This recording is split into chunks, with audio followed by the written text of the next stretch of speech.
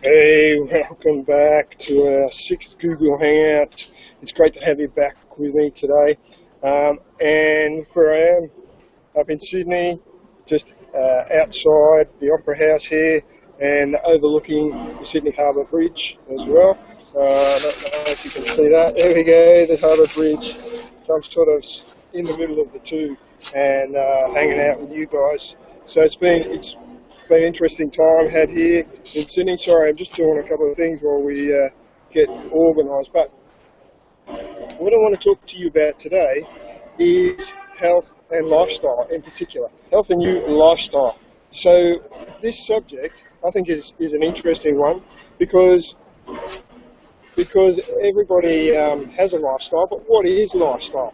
So let's have a look at it. Hopefully you can hear me over that noise in the background that I can hear, and you can't hear it.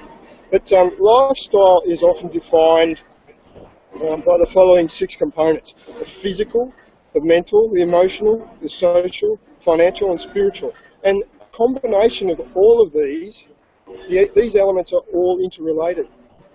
So we can say that we enjoy a truly balanced lifestyle when we are balanced with respect to all six components.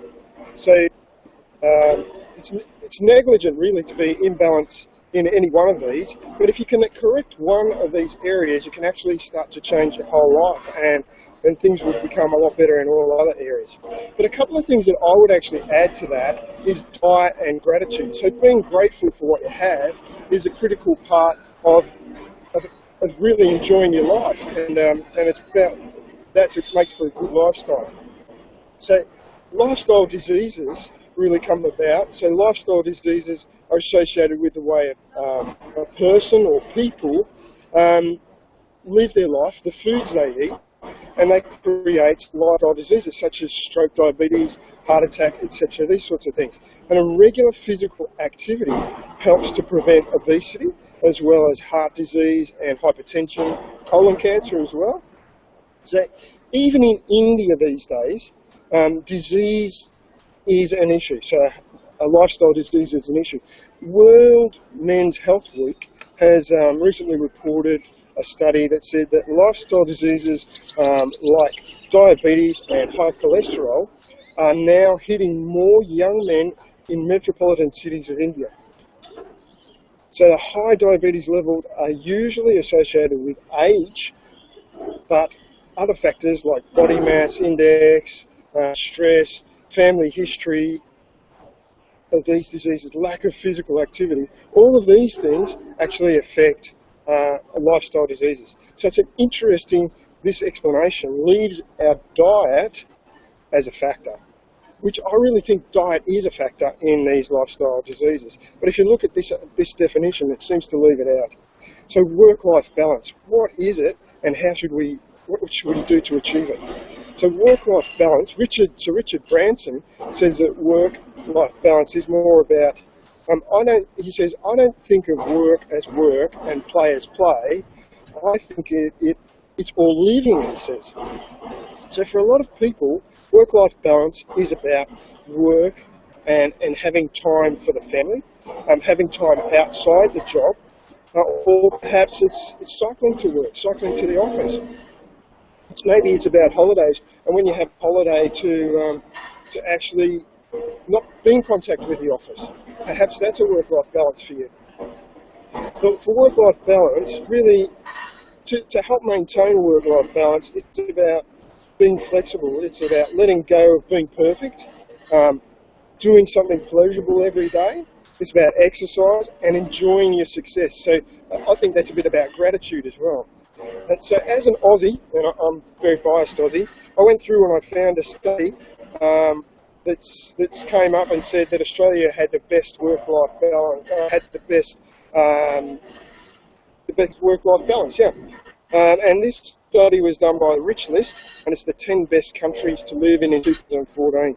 So Australia was number 1, number 2 was Sweden, number 3 was Canada, Norway, Switzerland, United States, Denmark, the Netherlands, and Iceland, and the United Kingdom. And I was surprised to see the United Kingdom made it in there, and the United States. I mean, Well, anyway, I'm biased, so what can I say? But here's the reasons that they say that Australia has the best work-life balance. But, if you want to move up in the world, they say come down under.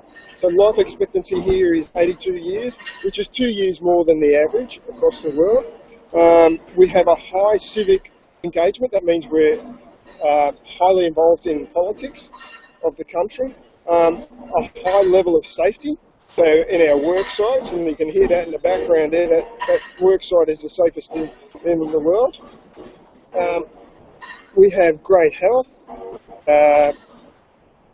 We do work hard, though. It says here we do work hard, and our work-life balance is lower than most countries in the top 10.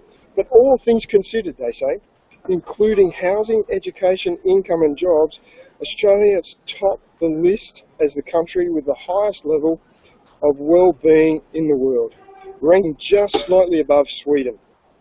It's no wonder Australia is one of the countries with the highest rate of immigration in the world. And so I think Australia is a fantastic place. But that's really not what we're talking about here.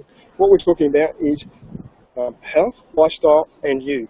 And how your lifestyle is so important to your future health, not only your health at the moment.